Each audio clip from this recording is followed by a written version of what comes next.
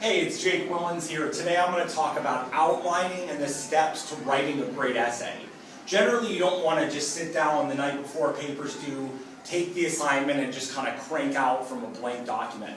There's steps, it's a process. Today I'm going to focus mostly on outlining. Generally, you want to first choose a topic, or sometimes you have a topic assigned to you. A lot of times there's choices. Remember, a great topic leads itself to an argument that's debatable, and you can support it with text. Next step, you want to start to find quotes. You always want to find the best evidence as support. Your quotes are important because your argument will grow organically from the text.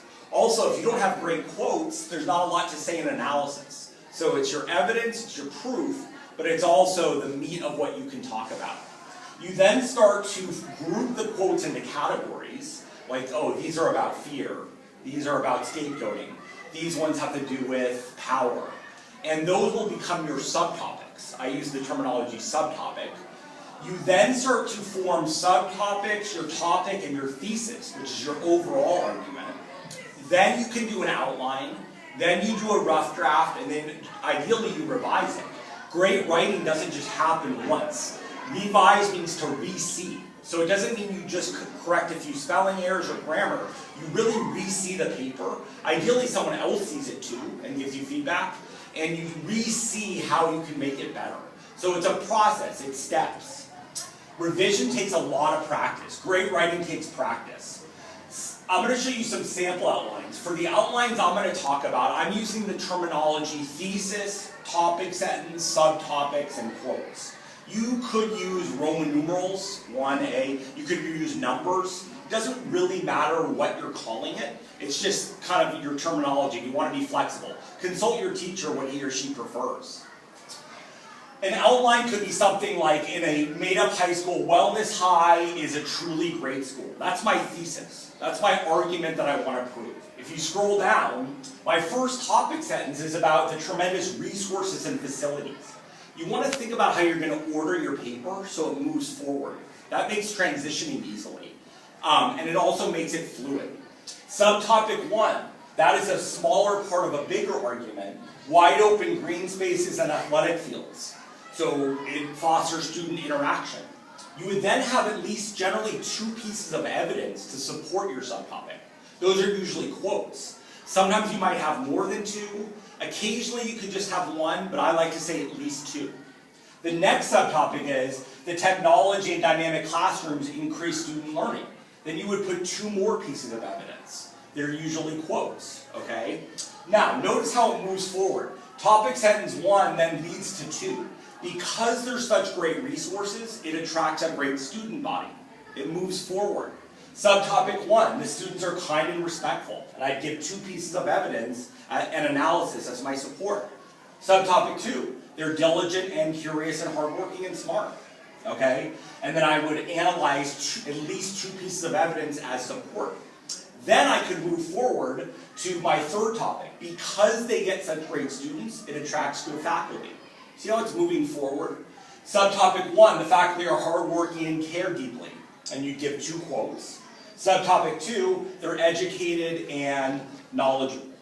Okay, so everything is moving forward. You don't just flip subtopics or topics arbitrarily. You think intentionally about the order. On another note, depending on the scope of the essay, some of them may have more than 3 topics. Some of them may have 2 topics, less than 3. So it kind of depends on the scope of the essay. If you're writing a major research paper, you're going to probably have a lot of body paragraphs. If you're writing an in-class essay for 45 minutes on a Mice and Men or a book, you might just have 1. So it really depends. On another note, you could need more than 2 pieces of evidence to support a subtopic.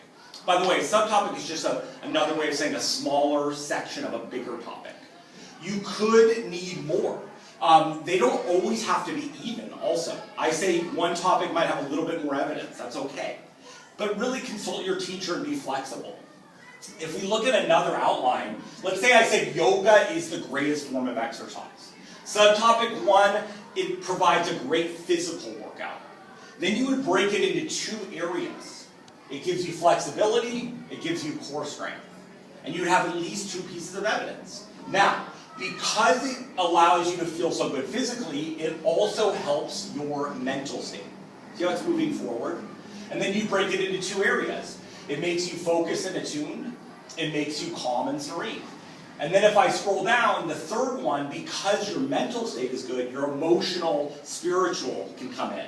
And I break it into 2 pieces. It helps you access your feelings, and it makes you feel connected to a greater whole. Each of those subtopics should have at least 2 quotes and analysis to support it. Now, I did not outline the intro or conclusion paragraphs. Some teachers, or you might want to. That's up to you. I just outlined my body paragraphs. Again, that's a writer's choice and a teacher's preference. Similarly, you may need more than 2 subtopics, you may need more than 2 pieces of evidence. You have to be flexible both in what you call them and how much there are. In the upcoming book, I have a last look sheet that helps you at the very end edit your paper. So I'll talk about that later. But remember, to review, great writing takes steps, you break it down into stages, you outline, you revise, and you really set yourself up for success. So thank you, and I hope this lesson was helpful.